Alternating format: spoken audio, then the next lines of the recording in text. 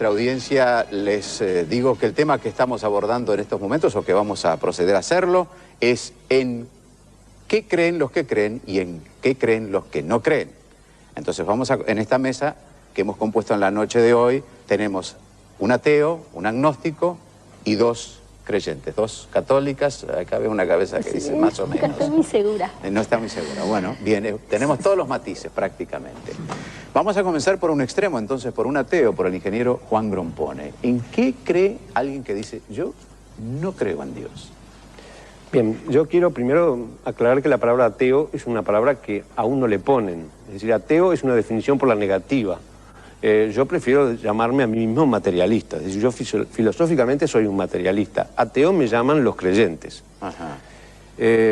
Bueno, pero quiero no eludir la respuesta. Quiero ir directamente al punto. ¿En qué creo? ¿En qué creemos los materialistas? Y creo que tengo una respuesta robada del Galileo de Brecht. Es decir, en determinado momento a Galileo le preguntan exactamente eso, en qué cree, y Galileo responde una frase extraordinaria: creo en la razón. Es decir, yo creo que esa es la respuesta que tengo que dar. Creo en la razón. Es decir, eso quiere decir creo en la ciencia. Pero, sobre todo, más que en la ciencia como una entidad abstracta, como una especie de edificio, creo en el método científico.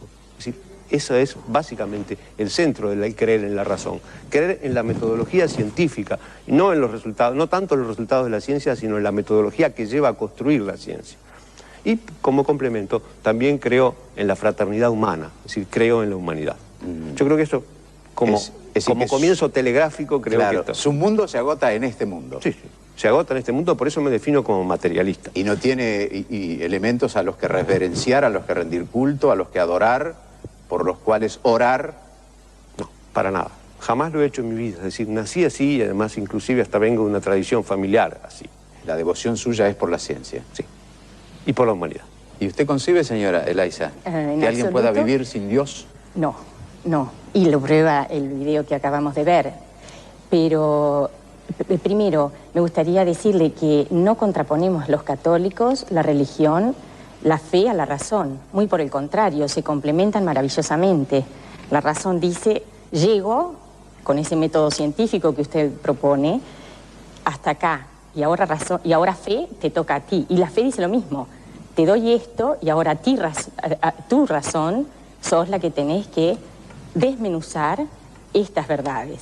O sea que hay una complementariedad maravillosa entre la fe y la razón para los católicos.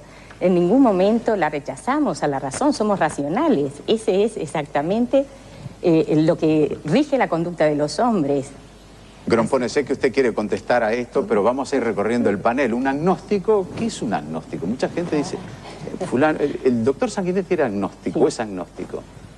Aunque exhibe una formidable comprensión para las demandas espirituales de la gente, digamos en su discurso, ¿no?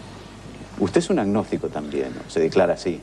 Según la definición, si decimos que agnóstico es aquel que no afirma ni niega la existencia de Dios, bueno, sí, soy agnóstico en ese sentido. Pero creo que esta definición y este concepto eluden el centro de la cuestión. Creo que es una definición que queda en lo meramente intelectual. Creo que la cosa de fondo es otra. Creo que uno cada día cuenta con Dios para vivir o no. Yo no cuento con Dios para vivir, no rezo, no pido, etc. ¿Y con qué cuenta? Y yo, a veces, tomo lo que decía Grompone recién, yo creo en la humanidad. En la razón, por cierto, pero además en los valores éticos que no son demostrables racionalmente, y la humanidad los va definiendo y elaborando y realizando en el curso de la historia. En eso creo.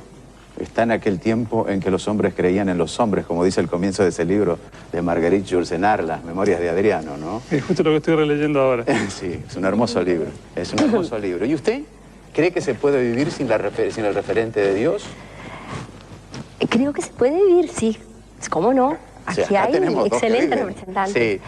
Pero para algunas personas, para otras parece que no, porque desde que hay memoria de la historia, se han encontrado muchas personas que no creen en Dios, pero no ha habido ninguna cultura que se haya, hasta el siglo XX, sí, ya sé lo que van a decir, que se haya definido ella sin dioses. ¿Cómo no? A ver, una.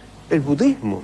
El budismo son clásico, 1.000 millones de personas que no creen en Dios. Sí, perdone, doctor, el budismo clásico, exactamente. Buda más bien era agnóstico, él no negaba la existencia de Dios, pero el budismo Theravada, digamos el más fiel al pensamiento original de Buda, es agnóstico, pero la inmensa mayoría de los budistas actualmente son del budismo Mahayana o de sus muchas variantes, que no solo creen en Dios, sino que han divinizado a Buda y a muchos otros dioses. Yo me alegro de compartir muchas de las cosas que dijeron acá, porque yo pienso, creo como el doctor en la razón, sí, claro. Ingeniero. El ingeniero, perdón. Sí. Creo en la razón, por supuesto, y en la fraternidad. Lo que creo es que la razón, que es una parte fundamental de la personalidad humana, no explica todo. La razón no explica el arte, ni el humor, ni el amor. Entonces, creo yo, no estoy para nada a la altura del panel, digo modestamente como una creyente del montón, creo yo que la fe es otra dimensión, que la razón es extraordinariamente válida, pero no creo en absolutizarla. La obra que usted mencionó de Bertolt Brecht es apasionante en todo sentido, pero para mí el mayor drama de Galileo es que pensaba seriamente, pero también creía seriamente. En él se dio la divergencia entre la fe y la razón. Yo creo que la razón, como dijo el doctor, es fundamental, pero que hay algunas cosas que la razón no explica. Entonces, la fe en alguien trascendente, digo alguien, no algo, alguien trascendente, a muchísima gente a lo largo de todos los siglos y en todas las latitudes le ha dado fuerza, consuelo y esperanza. Ya sé lo que están pensando, bueno, si les dio consuelo tal vez fue una evasión, puede ser. En muchos casos la fe religiosa se ha degradado y no es la verdadera fe. Las críticas a todas las religiones, de Feuerbach, de Marx, de Freud y sobre todo a mí me parece la más tremenda, la de Nietzsche, son muy válidas. Ningún creyente maduro debería desestimarlas, pero aún aceptando que en muchísimos casos tienen razón, la auténtica fe no niega la razón, solamente admite, acepta o siente, porque usted nombró a Bertolt Brecht, bueno, yo estoy hablando demasiado. A mí me parece que, como esa también como usted, un gran matemático y un genial ingeniero, Blaise Pascal era también un profundo creyente. Y Pascal, que tenía un extraordinario interés en la ciencia y al que se deben una cantidad de hallazgos en el área básicamente de la razón, que creía, y yo asumo, salvando las distancias, que en cierta forma haciendo lo mismo, que es una cuestión más de razonar que de sentir. Hay un espíritu de geómetra, dijo Pascal, extraordinariamente valioso, pero hay también en mucha gente, no sé si en todos, parece que no en todos, un espíritu o una sensibilidad. No es que sea mejor, la fe no es no es un privilegio para nada. Carmen, gente mucho mejor que yo no la tiene. Carmen. Miren que Carmen ganó el certamen Martínez diciendo no sé, no sé mucho, yo no sé mucho, no sé mucho. Y ahora dice, no estoy a la altura de este panel. No, para nada. Y nos abruma con todo ese conocimiento. Juan, usted ha sido aludido reiteradamente en esto. Sí. Todo. En primer lugar, yo quiero aclarar un punto que se repite hasta el cansancio. La ciencia no se ocupa de explicar.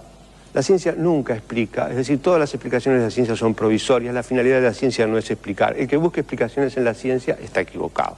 La ciencia es ante todo un método, y es un método para obtener resultados materiales. La ciencia es lo que nos permite la televisión, la luz eléctrica, todo el confort que ustedes disfrutan, eso es la ciencia, eso es el resultado de la ciencia. Hay quien ha dicho que la ciencia sintetiza lo que Dios creó y lo dejó disperso para que libremente... Sí, sobre ese tema podríamos hablar también, pero quería hablar de otra cosa. Se habla también ahora de que no se contrapone la razón y la fe, y es el tema de la última encíclica del Papa. Pero yo quiero recordar que sí se anteponen, es decir, se anteponen en la historia, porque el Papa acaba de pedir perdón, entre otras cosas, por todas las barbaridades que la fe cometió en contra de la razón. A los 350 años de la condena de Galilei, también este mismo Papa pidió perdón por la condena a Galilei, por decir, señores, habíamos cometido una barbaridad, este buen hombre tenía razón. En el 1500, la fe no nos dejaba disecar cadáveres. De ahí nació la medicina que todos ustedes creyentes disfrutan hoy. Pero en el 1500 eso era una herejía espantosa y la prohibían, y hubo gente que fue quemada por eso. En el 1600 no nos dejaban decir que la Tierra giraba alrededor del Sol. Gracias a eso hoy vuelan los aviones y hay luz eléctrica. En el siglo pasado, hace 150 años, hace 150 años creían que la Tierra tenía 4004 años, porque eso era lo que decía haciendo unos números estrambóticos acerca de la Biblia. Es decir, eso pasó hace el siglo pasado.